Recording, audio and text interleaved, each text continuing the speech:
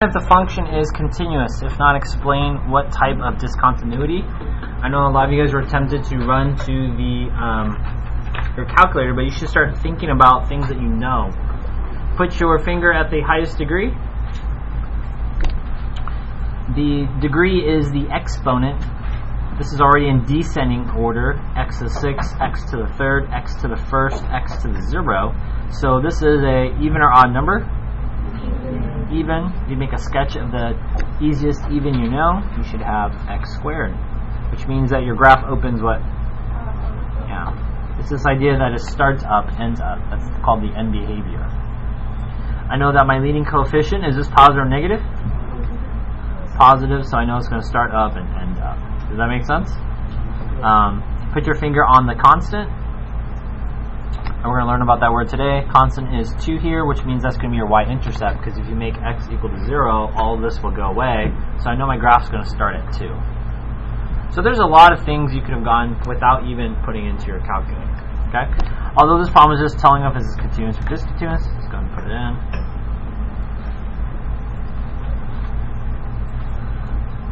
Put this in your calculator with me. 0.033.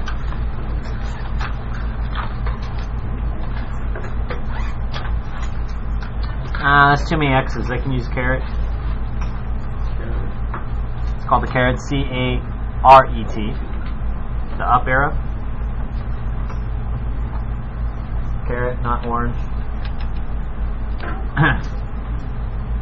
Plus 2x cubed. Now, do you see how mine got really small? So I can just go back and just press delete, delete, delete, delete, delete, delete, delete, delete. Okay, so you're in there in the exponent, just press right, maybe once or twice, and it should go back down into the base. Plus 2x to the 3rd, right, minus 6x plus 2.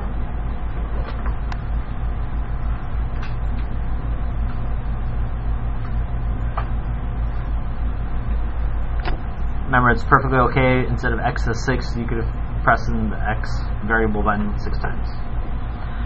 I want to get a graph. How do I get? Zoom 6.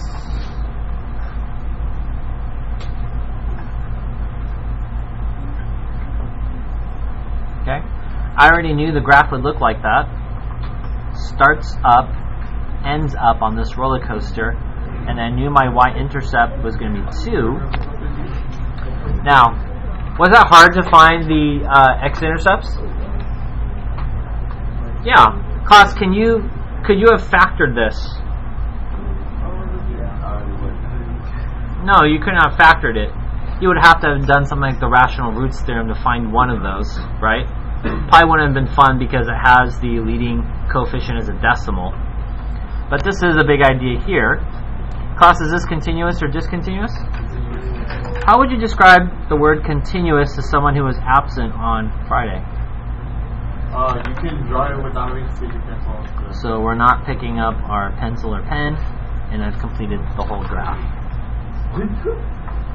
So my kind of goal is that in my thinking is I want you guys to start thinking about what the graph looks like without the calculator. Because one day I might say, no graphing calculators. And you should be thinking, what does it look like?